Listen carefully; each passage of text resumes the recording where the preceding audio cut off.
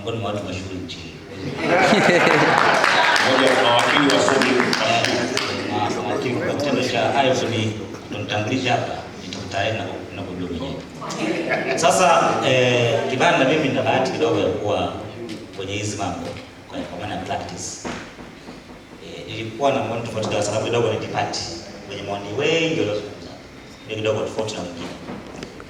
Nianze la kwanza kwamba moja ya mapendekezo au moja ya visababishi kwa mujibu wa taarifa chanya vya maandamano, uite ghasia, uite vurugu za mwaka jana Oktoba, ilikuwa ni vitendo vya baadhi ya watumishi wa umma ikiwemo Tume ya Taifa ya Uchaguzi kuengua wagombea bila kufuata utaratibu. Ninapozungumza hapa sasa, ndugu Kibanda na washiriki wote, tuna uchaguzi mdogo unaendelea nchini katika kata nyingi tu pamoja na jimbo la Isimani. Jana nimeona taarifa ya Tume ya Taifa ya Uchaguzi ya kurejesha wagombea wawili kutoka jimbo la Chato kati ya watano ambao wasimamizi wa uchaguzi katika kata mbalimbali za jimbo la Chato waliungua. Tunazungumza hata mwezi ripoti chini haijamaliza, bado wasimamizi wa uchaguzi wanagombea wanaingua wagombea ofisini. Na Tume imesema, sema taarifa ya Tume inasema waliobakia wale watatu itafanya kwa Jumatatu ione hatima ya namna ya kurejesha. Hatuna mwezi, Tume haina mwezi.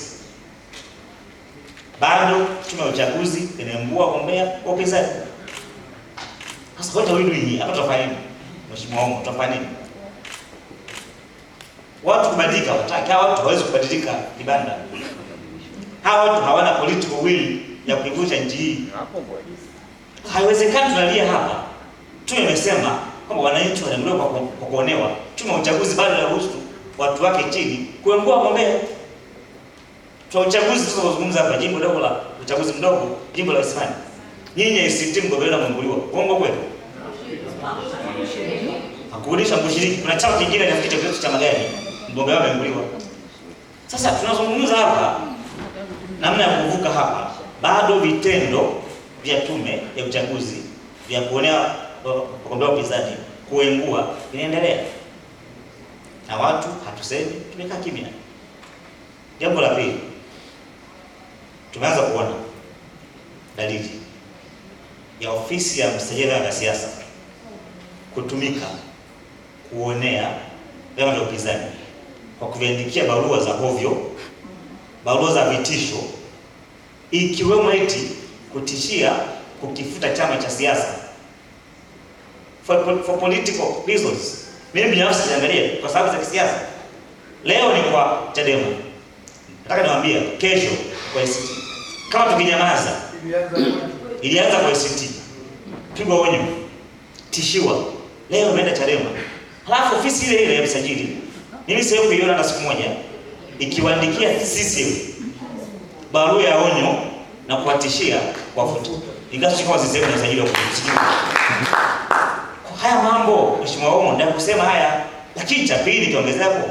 Hapa pekee tulokatwa ni ushahidi tosha kwamba serikali ya CCM na watu wake hawana nia yoyote ya kukaa meza wazungumzo. Ninafikiri kwamba ACT mnialika CCM. Uongo kweli? Wako wapi hapa? Imealikwa CCM. Najua mmealika na watu wengine, including msajili. Hawajaji hapa. Jeshi la polisi hawajaji hapa.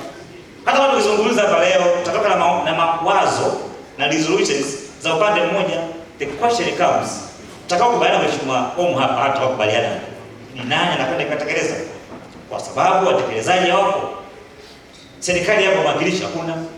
CCM chama tawala hapa Yusali haikataza kusema chama tawala, sio nizereje. CCM hawapo. Msajili ambaye ni chama cha mambo haya hayupo. Tume ya Uchaguzi hapa haipo. Na tumesema ni mjadala wa kitaifa kuhusu mwelekeo na hatima ya nchi yetu. Sasa hiyo hatima itapataje kama watekelezaji ambao tunazungumza hapa hawapo? Ukweli ni kwamba Mheshimiwa Omo, tutazungumza hapa, tutazunguka. CCM, narudia, CCM na serikali yake haina nia, haina political will, haina utashi wa kisiasa wa kulivusha kitendo kwenye hatua nyingine. Ukiangalia matendo ya viongozi wa serikali, kauli zao, kebei kwa wananchi zinaendelea. Na ripoti ilisema moja sababu ya zile vurugu ni tabia ya baadhi ya viongozi wa umma kudharau wananchi, kukebei wananchi, majibu ya hofu bado yanaendelea. La mwisho nimalizie. Kwa upande wa jiji Kibanda sawa katika wahariri. Najua kuna imeandikwa pia wahariri. Angalie aina ya wahariri waliofika. Wanachagua matukio ya kwenda. Sasa ni kwa hapo Kibanda kawaambie wenzio. Kuna baadhi ya matukio mnajaa sana wahariri. Mnajaa. Kama zinakuwa nyingi mnachafua ukumbi. Na matukio baadhi hamuji hamtendi haki pia na nyinyi wahariri.